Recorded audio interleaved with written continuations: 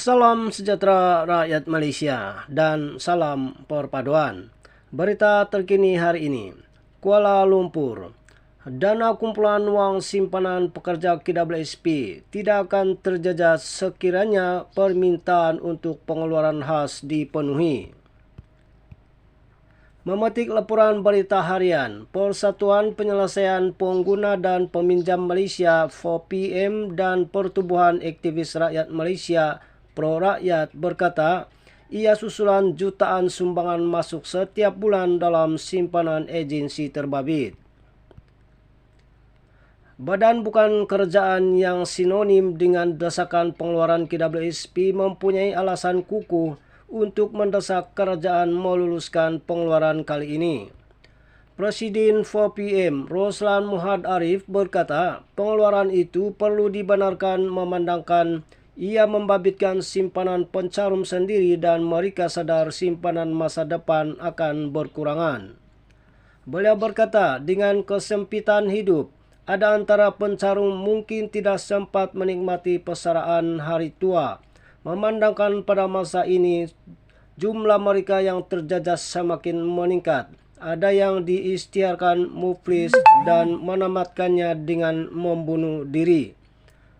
Apabila KWSP kata RM145 bilion telah dikeluarkan dalam tempoh pandemik, bagi kami ia hanya angka kerana pelbagai penyelesaian dana diselewengkan.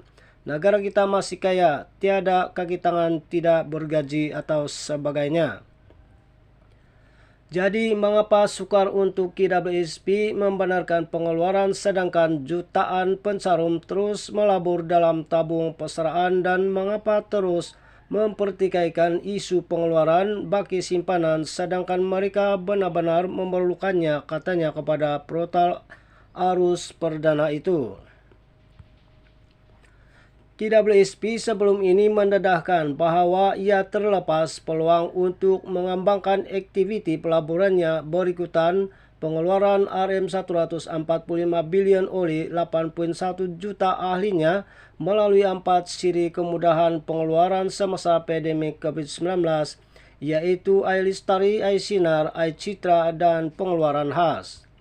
Bagaimanapun, Ketua Pegawai Strategi KWSP Nur Hisam Husin dilaporkan berkata, pengeluaran RM145 bilion itu tidak memberi kesan ketara kepada portfolio pelaburan pengurus dana persaraan itu.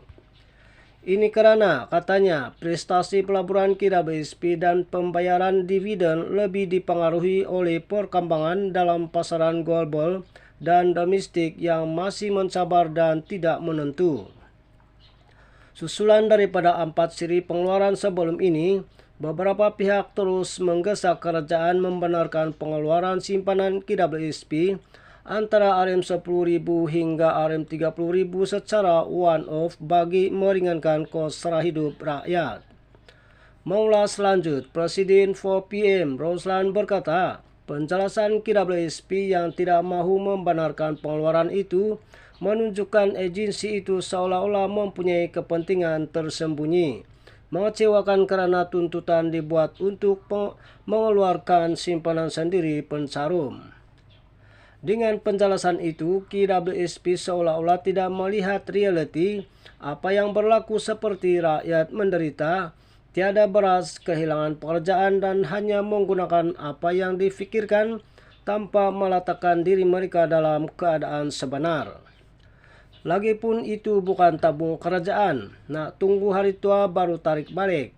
Mungkin tidak sampai umur itu kerana mati ditimpa musibah kita tidak tahu, katanya. Tuntutan pengeluaran one-off RM10,000 hingga 30,000 tidak akan mengganggu pelaburan KWSP dan Perdana Menteri Datuk Seri Anwar Ibrahim meminta masa untuk mempertimbangkan pengeluaran khas KWSP. Kami berharap kerajaan perpaduan dan madani Malaysia akan berjaya mencari formula dan resolusi terbaik bagaimana caruman KWSP boleh diluluskan. Penyumbang berharap wang simpanan itu dapat dikeluarkan selepas pembayaran dividen seliwat-liwatnya pada Mac atau sebelum Ramadan atau Idul Fitri katanya. Sekian berita kita hari ini, terima kasih, jumpa lagi, bye-bye.